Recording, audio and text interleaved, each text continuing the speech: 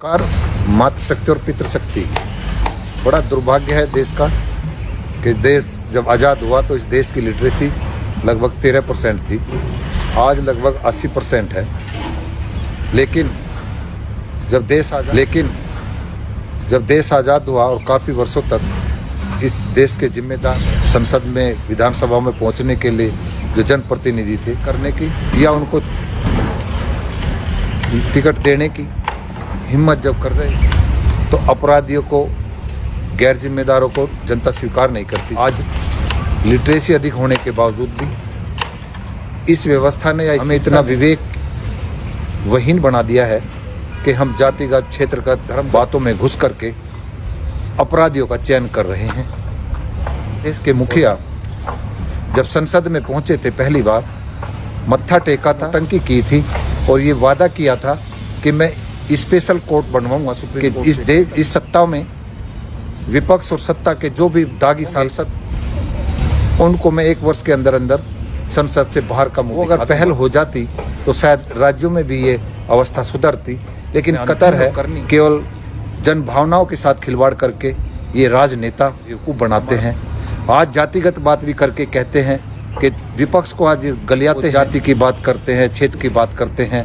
लेकिन हमारे मुखिया जी ने किसान आंदोलन के जब लगा कि किसान को हिट करके कि भाई मुट्ठी भर हैं, एक क्षेत्र के हैं, एक नस्ल के हैं, नाराजगी दिखाई दी, तो उसी पिछड़े वर्ग के लोगों को मंत्रिमंडल में जगह दी, रूप से बताया ये इस जाति का, इसको हमने इतना जनप्रतिनिधि दिया, जो मंत्रिमंडल में इतना दिया। प्रदेश में भी ये दर्शन दिए गए मंत्रिमंडल विस्तारीकरण में, तो इससे अंदाज लगा लिए कितना अंतर है। तो इसको मैं ऐसे बताने का प्रयास करूंगा, जब गोरे यहाँ पर आए और 65 में उन्होंने बंगाल को पीटा, कब्जा किया, तो अन्य पड़ोसी राज्य खुश हुए। 1799 में उन्होंने साउथ में मैसूर वगैरह ये कब्जा किया, वो पीटा, तो अन्य भारत खुश हुआ। 1816 में एक और राज्य को पीटा, 1843 में सिंध को पीटा, 1848 में पंजाब, फिर जब उत्तर प्रदेश को 1856 में पीटा किया, जब सारे पिट गए तब उन्हें एहसास हुआ कि ये क्या हुआ। 1 वर्ष बाद एक गदर मतलब खिलाफ आंदोलन, हालांकि वो फिर इन्होंने दबा दिया और 90-100 साल लगे आजाद। तात्पर्य मेरा ये है, वर्तमान सरकार की फूट डालो राज करो की नीति पर चल रही है, चुकी है कि दलित पिछड़ा वर्ग जान चुका है कि हमारा बेवकूफ कौन बना रहे हैं। सत्ता में और नौकरियों में जो निर्णायक नीति बनाने वाले लोग हैं, किनका जनप्रतिनिधि पहले, और उनमें आपस में फूट डालने, जैसे उन्होंने 18 बंगाल को पीटा सब कुछ, ऐसे ही इन पिछड़े वर्ग को मंत्रिमंडल में जगह दे करके मुट्ठी भर लोगों को, जैसे बताया, जो सत्ता के खिलाफ बोलता है उसको नेगलेक्ट करके एक प्रयास किया जाता है। ये हरियाणा में सफल हुए थे, केंद्रीय सर्विस में और राज्य सर्विस में जो आरक्षण देने की व्यवस्था थी, उन्होंने उसमें सफलता पाई। किसान आंदोलन में कोशिश, सफलता नहीं मिली। लेकिन आज भी दुख है कि 80% लिटरेसी होने के बाद भी व्हाट्सएप की जो ज्ञान दे रखा है, सब सुन करके जो बोलते हैं, पढ़े लिखे होकर के करते हैं। बड़े दुर्भाग्य की बात है कि आज लोगों को बांट करके फूट डालो राज करो अंग्रेजों की नीति पर इस समय वे लोग चल रहे हैं जिन्होंने इस देश का योगदान नहीं दिया है। आज ही एक इनके उसका लेख आया है, वैसे तो मैं दैनिक भास्कर की कोशिश करता हूँ, आता नहीं है, टोटल भाजपा का अखबार है, उनके एक माफी वीर हैं, उनकी प्रशंसा करने में बड़ी बड़ी बड़ाई करते हैं। आज भी उनके एक सांसद है तरुण विजय, क्या करके उन्होंने बोला है, लिखा है कि वो ऐसे थे, उन्होंने भारत में उनको सजा दी गई वहां पर 50 साल की, वो खुश है, कह रहे हैं भाई 50 साल की, कुछ देश को आजाद कराने में कोई मेरे लिए ज्यादा नहीं है। यानी उनको अनुमान था कि हम 50 आजाद हो जाएंगे। ये जब उनका कॉन्फिडेंस था, और अंग्रेज जज बढ़ाई कर रहे हैं, जो व्यक्ति 50 साल की सजा पे अंग्रेजों के सामने, जज के सामने आशिक्षित कर देता हो, वो भारत में आकर के भारत की भूमि में एक जेल में 11 साल के अंदर सरेंडर कर देता है, माफी मांग लेता है। इससे ज्यादा यातना और पीड़ा तो भगत सिंह ने झेली होगी, सुखदेव ने झेली होगी, गुरुदेव, अन्य चंद्रशेखर आजाद को देख लीजिए।